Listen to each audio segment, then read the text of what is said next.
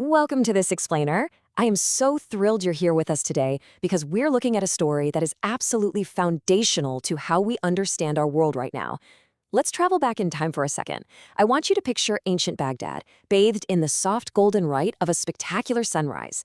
The air is crisp, the city is just waking up, and dedicated scholars from literally all walks of life are already heading toward this magnificent, sprawling building.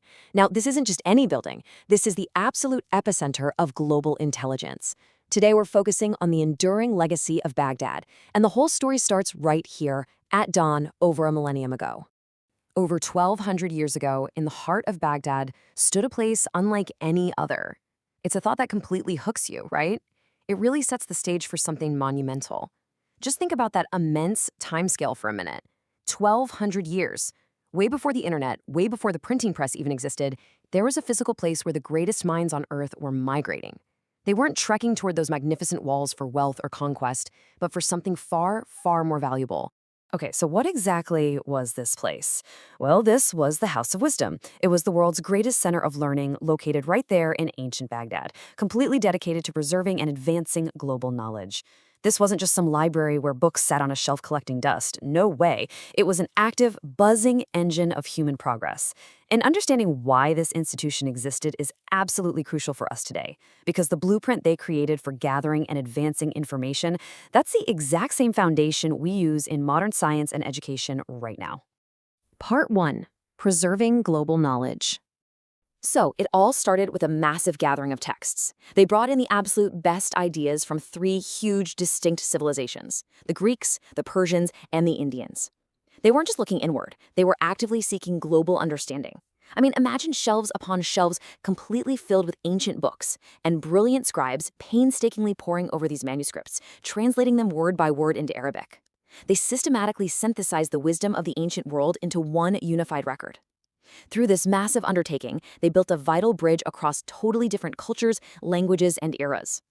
And we really have to emphasize that without this meticulous preservation, without these brilliant minds dedicating their entire lives to transcribing and translating these ancient books, so much of human history's greatest ideas might have just vanished forever. Think about how fragile a manuscript was 1,200 years ago. One bad fire, one flood, or simply the natural decay of time, and boom, entire philosophies, scientific methods, and historical accounts are gone. The House of Wisdom essentially backed up humanity's hard drive at a truly critical moment in history. Part 2. The Power of Collaboration. Now, in these halls, astronomers studying the stars weren't just isolated in separate towers. No, they were working side by side with mathematicians who are writing complex equations, and physicians who are closely examining ancient medical texts. The astronomer could just naturally walk over and talk to the mathematician to help calculate the trajectory of a star. Or a physician could consult the latest philosophical translations to help refine a medical treatment. They were literally building an ecosystem of brilliant minds.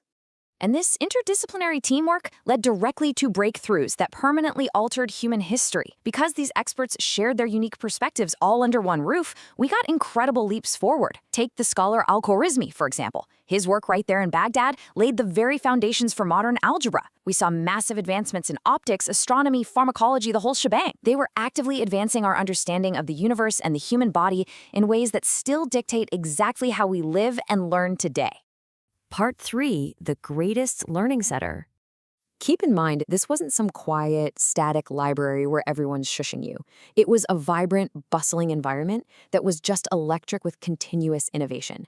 Students were actively learning directly from the absolute greatest masters of their time.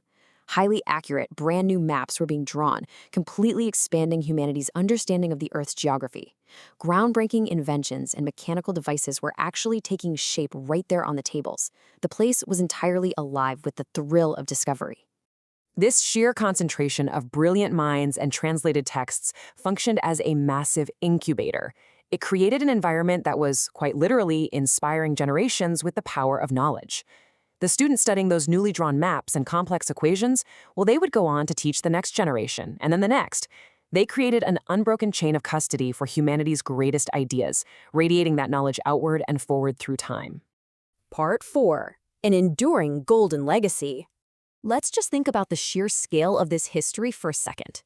1,200 years ago, This unprecedented center of learning is established in the heart of Baghdad. But as we move centuries later, we have to face a hard truth. History could not protect its physical walls. Buildings eventually crumble, empires shift, and locations can be completely lost to time. Yet, the translation work, the mathematical equations, those medical breakthroughs, all of that survived the fall of those physical walls. The enduring legacy of Baghdad is completely immune to time because it wasn't built out of stone, it was built out of ideas. The House of Wisdom ultimately teaches us that knowledge, not physical buildings, not gold, not temporary borders, is humanity's greatest treasure. It is literally the one thing that can be passed down perfectly, the one thing that actually grows when you share it, and the one thing that history, no matter how turbulent, simply cannot destroy. The vision of that massive, magnificent library eventually resolves into this really simple, powerful idea. Knowledge lights the world. It's a beautiful thought, isn't it? It perfectly captures the spirit of those scholars who walked toward the sunrise 1,200 years ago, dedicating their lives to something so much bigger than themselves. So, I want to leave you with a final, somewhat provocative thought to chew on. We've seen what ancient Baghdad accomplished, but what about us? How do we protect and value humanity's greatest treasure in our own modern era? When you look around at our digital libraries and our modern institutions, what is your role in preserving and advancing global knowledge today? Thank you so much for joining me for this explainer. Keep learning, keep questioning, and I'll see you next time.